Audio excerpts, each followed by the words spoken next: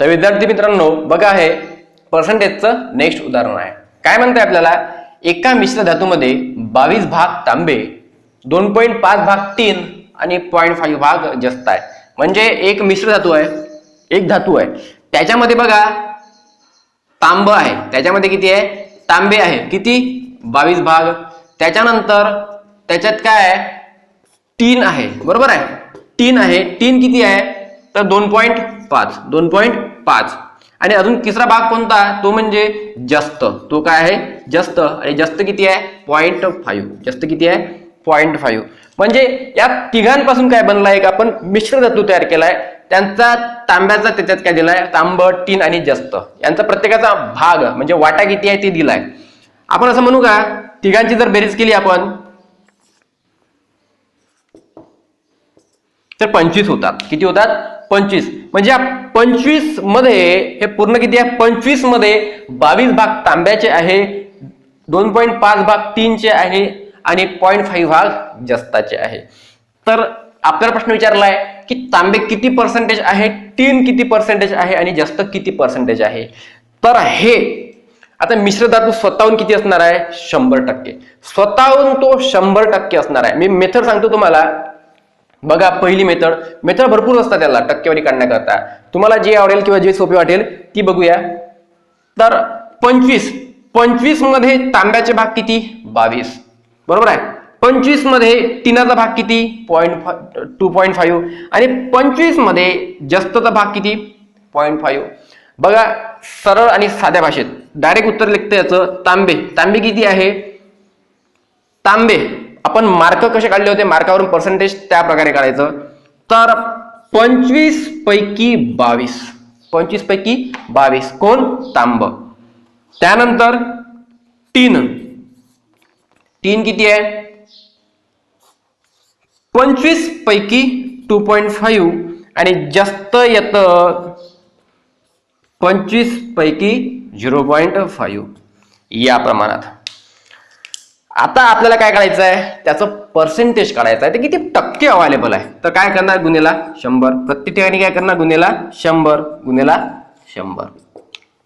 25 ने 100 ला 4चा भाग जातो, 25 ने 4चा भाग जातो, त्याच्यामुळे हे किती होईल, 25 चोक 100 तर 22 चोक 88%. त्यानंतर परत 25 ने 4चा भाग जातो, 4 आणि 2.5 होतो 10%. आणि शेवटी 25 चोक आणि 0.5 किती होतात, हे 2%. आता आपण खालचे 2% नसते काढले तरी चालले असते, कारण 88 आणि 10 98 राहिले किती 2%. तर हे 2%. तांबे किती आलं 88%, टीन 10%, जस्त 2%. आपण टक्क्यांमध्ये काढलाय, वजन आपल्याला माहिती नाही, आपण टक्क्यांमध्ये काढलाय त्यांचा भाग. ठीक आहे, तर हे झालं टक्के.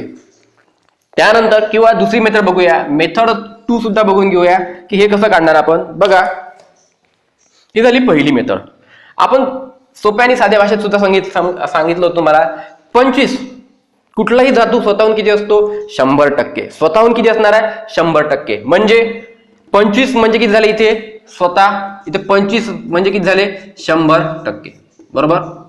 25 म्हणजे किती झाले 100%. तर त्याच्यातले 22% म्हणजे किती 22 म्हणजे किती टक्के, 22 म्हणजे किती टक्के, बरोबर आहे. असं विचारलं ना आपल्याला, याच प्रकारे काय करायचं, सॉल्व्ह करायचं. पण इथे क्वेश्चन मार्कचा साईन घेऊन या. 100 गुन्हेला 22 भागीला 25. 25 ने 100 ला भाग गेला तर 4चा भाग जातो आणि 25 चोक 100 आणि 22 चोक 88. हे काय होतं पहिलं तांब, बरोबर आहे. 88%. बघा आले की नाही आलं.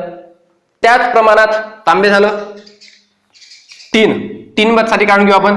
25 म्हणजे काय 100%, तर टीन किती आहे 2.5 म्हणजे किती, तेच करायचं तिरकस गुणाकार. बघा काय करणार, क्वेश्चन मार्क बरोबर 100 गुणिला 2.5 भागीला 25. 25 चोक 100 आणि 4 ला आलेला भाग दिला, गुणाकार केला 2.5 चा 4 सोबत, तर 10%. तर या प्रमाणात बघा तांबे भेटलं. त्याच्यानंतर हे काय होतं टीन, हे झालं टीन. या प्रकारे तुम्ही जास्त सुद्धा करू शकतात, सेमच येईल. म्हणजे तुम्ही ही पद्धत वापरा किंवा ही पद्धत वापरा.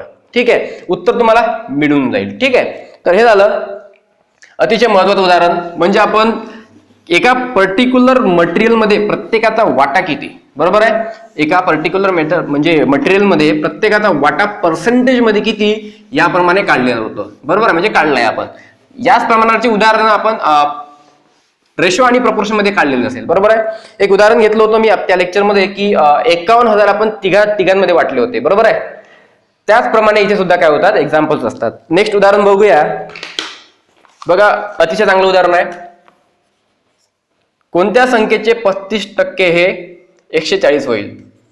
कोणत्या, प्रश्न बघा खूप छान आहे. कोणत्या संख्येचे 35% हे 140 होईल? तर हा प्रकारे प्रश्न विचारलाय, अतिशय महत्वाचा प्रश्न आहे. बघा, खूप छान प्रश्न आहे. कोणत्या संख्येचे 35% हे 140 होईल? असं म्हणा ना, डायरेक्ट यक्स या संख्येचे 35% हे 140 होईल. डायरेक्ट यक्स या संख्येचे 35% 140 होईल, बरोबर. म्हणजे आता काय करायचं, सॉल्व. आपल्याला माहितच आहे 35, बरोबर आहे. पर्सेंटेजचं साईन काढण्याकरता काय करतो आपण, त्याला 100 ने भागून देतो, बरोबर आहे. एक झाले 140. आता एक्स या ठिकाणी राहू द्या आणि बाकी हे दोन टर्म इकडे घेऊन जा. ठीक आहे, 140 गुणाकारात 100 वरती जाऊ द्या आणि भागीला 35, बरोबर आहे. 7 5 35, 7 2 14, 7 2 14, बरोबर आहे. 5 चौक 20 आणि हे होईल 400. x equal to 400. 400 या संख्येचे 35% 140 होईल. तर या प्रकारचा प्रश्न आहे. बघा, अतिशय म्हणजे जबरदस्त प्रश्न आहे. ठीक आहे, आपल्याला प्रश्न, ही झाली पहिली मेथड, बरोबर आहे. दुसरी मेथड सुद्धा आपल्याकडे आहे. दुसरी मेथड बघूया. काय म्हटलंय, कोणत्या संख्येचे 35% 140 होईल? कोणत्या संख्येचे 35% 140 होईल? म्हणजे एका संख्येचे 35% किती आहे, 140 आहे. तर ती स्वतःहून संख्या किती असणार आहे, 100%. स्वतःहून ती 100% असणार आहे ना. त्या संख्येचे 35% 140 झालेत, ती स्वतःहून किती असणार आहे, 100%. ती काय काढायची आपल्याला. बघा, काय करायचं, मल्टिप्लिकेशन करा. याला वर एक साईडला घेऊन या क्वेश्चन मार्कला. त्याच्यानंतर 140 गुणिले 100 आणि भागीला हे 35. ठीक आहे, 100 ला सुद्धा पर्सेंटेजचं साईन आहे, 35 ला सुद्धा पर्सेंटेजचं साईन आहे, त्यामुळे ते काय होईल, साईन कॅन्सल होऊन जाईल. तर बघा, 7 5 35, 7 20 140, 5 चौक 20 आणि 100 गुणिले 4 बरोबर होतात हे 400. तर 100% म्हणजे किती, 400. 400 या संख्येचे 35% किती होतात, 140 होतात. तर मी या पद्धतीने जा किंवा या पद्धतीने. ठीक आहे, तर या दोन प्रकारच्या पद्धती आहे, अतिशय महत्वाच्या आहे. या प्रकारे काय करायचं, एक्झाम्पल सॉल्व्ह करायचे. तर बघूया नेक्स्ट एक्झाम्पल. तर मित्रहो, हे बघा नेक्स्ट उदाहरण काय म्हणते आपल्याला. एका मिश्र धातूमध्ये 85.5% तांबे आहे, 10.5% टीन आहे आणि बाकीचे जस्त आहे. ठीक आहे, जर मिश्र धातूचे वजन 70 किलो असल्यास प्रत्येक धातूचे वेगळे वजन काढा. म्हणजे एक मिश्र धातू आहे, त्याच्यामध्ये बघा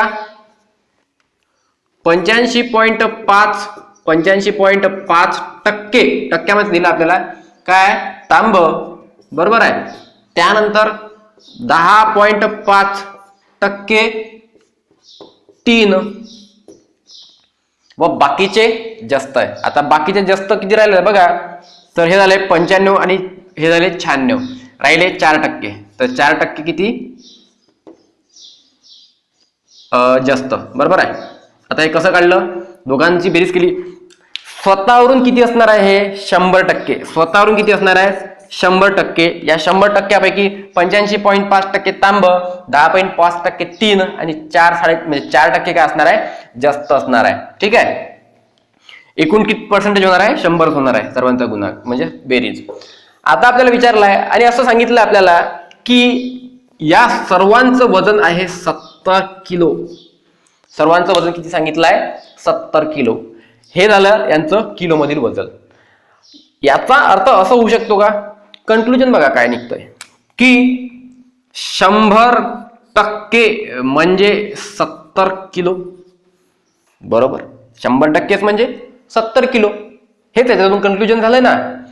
तर जर 100% म्हणजे 70 किलो तर 85.5% म्हणजे किती किलो? असाच तर प्रश्न विचारलाय आपल्याला. बरोबर, त्याला तिरकस गुणाकार करा तर कसा येईल बघा. तिरकस गुणाकार क्वेश्चन मार्क साईड या साईडनं येईल. त्यानंतर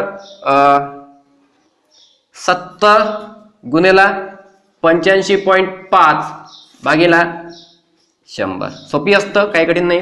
हा पॉइंट तुम्हाला गडबड करेल. काय करायचं, याला 7 लिहा आणि इथे 855 लिहा भागेला 100. काय होत नाही. याला करायचं, यांचा करायचा आता गुणाकार. ठीक आहे, तर 7 × 35, 7 × 35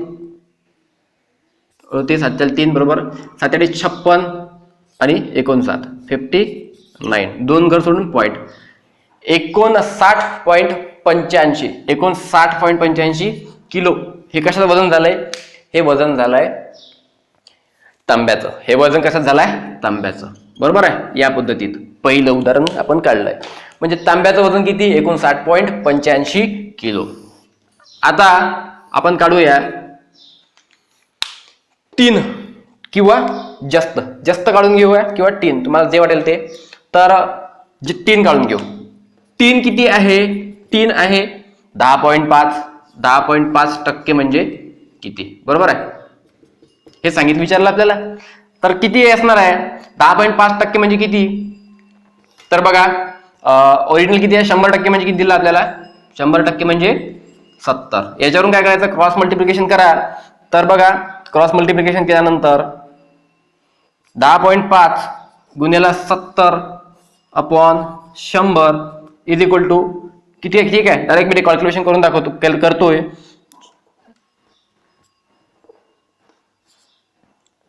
7 × 35. ठीक आहे, 7 × 35, 7 × 7. 2 घर सोडून पॉइंट द्यायचा. 7.35 kg. 7.35 kg काय असणार आहे? टीन असणार आहे. 7.35 kg काय असणार आहे? त्याच्यामध्ये टीन असणार आहे. आता राहिलंय आपलं जास्त. जास्त किती आहे बघा, जास्त काढायचं आपल्याला. 100% म्हणजे 70, तर जास्त आहे 4% म्हणजे किती? सरळ सरळ सोपी आहे. काय येणार? जास्त बरोबर 70 गुणिले 4 भागेला 100. याचा जर तो आपण गुणाकार केला तर बघा 0 कटलं, इथे 0 कटलं, 7 × 28 2.8 किलो. 2.8 किलो असतं त्याच्यात जास्त. तर या प्रमाणात काय ते उदाहरण आहे. तिघांची आपण वजन काढलेले आहेत. तांब 59.85, टीन 7.35 किलो आणि जास्त आहे 2.8 किलो. तर याप्रमाणे काय झालंय? हे उदाहरण झालंय. ठीक आहे.